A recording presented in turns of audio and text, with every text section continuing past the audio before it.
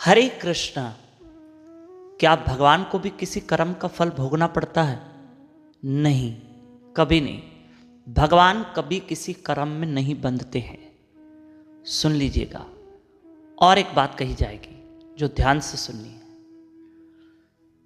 जब भगवान श्री राम जी का हम जीवन देखते हैं तो उनके जीवन में बहुत दुख आए, बहुत संकट आए। जब हम श्री कृष्ण का जीवन देखते हैं तो उनके जीवन में भी बहुत दुख और बहुत संकट। देखो कैसे संकट है। भगवान कृष्ण जब मथुरा में जन्म लेते हैं, यानी प्रकट होते हैं, वैसे तो भगवान जन्म और मरण से परे हैं। वे अविनाशी हैं, अजर हैं, अमर हैं। वो अकाल मृत्यु है, वो काल से परे है, वो मृत्यु से परे है। ठीक है, अब ध्यान देना। जब भगवान का प्रादुर्भाव हुआ तो हुआ भी कहां? कारागृह, जेल में जन्म हुआ ना। ये कोई जन्म लेने की जगह है? भगवान की लीला देखो। उनका वहां जन्म लेना कोई कर्म नहीं है, वो तो माता देवकी और वसुदेव जी के कारण गए। एक फिर भगवान रातों रात भगवान को शिफ्ट किया गया गोकुल।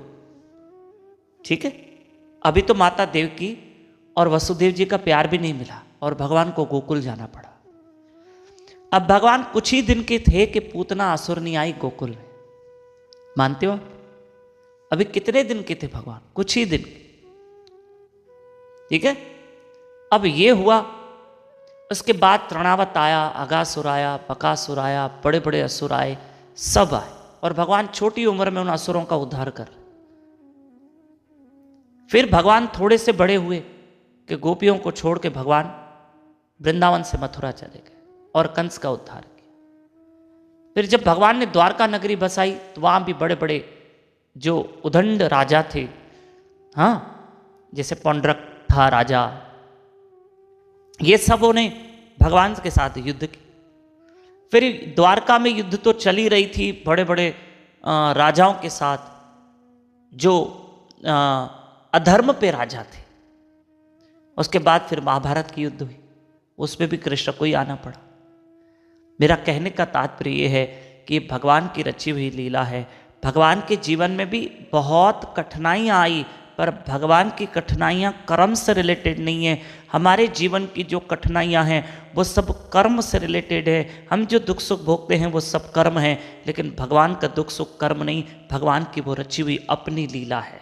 जैसे कोई हीरो फिल्म में काम करता है, आपने पुराने ज़माने में कोई हीरोइन देखी सिलाई मशीन चला रही है, निरूपा राय हीरोइन थी, नूतन हीरोइन थी, और वो बेचारी सिलाई मशीन चला, वो एक एक्टिंग कर रही है, वो एक उनकी कला है, वो सच में नहीं रो रही है, वो उनकी कलाकारी है, वो एक बहुत बड़े आर्टिस्ट है।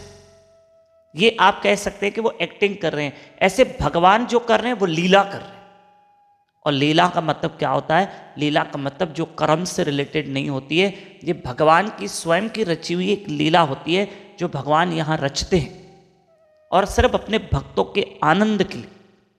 बस माखन चोरी लीला की तो भक्तों के आनंद के लिए। और भगवान ने घर घर में माखन लिया, मटके फोड़े, तो ये सब किसके लिए? ये भक्तों के आनंद के लिए। भगवान कभी कर्म में नहीं बंधते हैं, हम सब कर्मों में बंधे हुए हैं। और अगर हम कर्मों से छूटना चाहते हैं तो इसी कृष्ण की लीलाओं को सुन के हम अपने कर्म बंधन से छूट सकते हैं। जैसे राजा परीक्षित ने भागवत पुराण सुनी और कृष्ण की लीलाएं सुनी तो वो कर्म बंधन से छूट गए। लीलाओं, कृष्ण ने लीला इसलिए की ताकि हम कर्म बंधन से छूटे, ना कि ऐसे समझना, ऐसे नहीं समझना कि भगवान खुद कर्मों में बंधे हुए हैं तभी भगवान को इतना दुख सुख भोगना पड़ा।